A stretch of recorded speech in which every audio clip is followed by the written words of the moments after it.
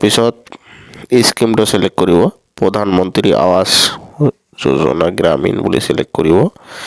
তাৰপিছত এটো এনসাৰটো দিব ইয়াতে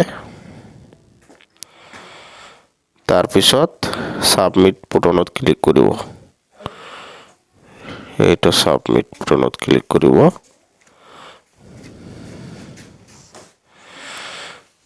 এইটো সক লিস্ট এটা আহি গৈছে এইটো সক নাম কেটা আহিছে ইয়াতে নাম আহিছে ইয়াতে সক নাম আহিছে আইডি আহিছে আৰু ইয়াতে সক দেখাই দি আছো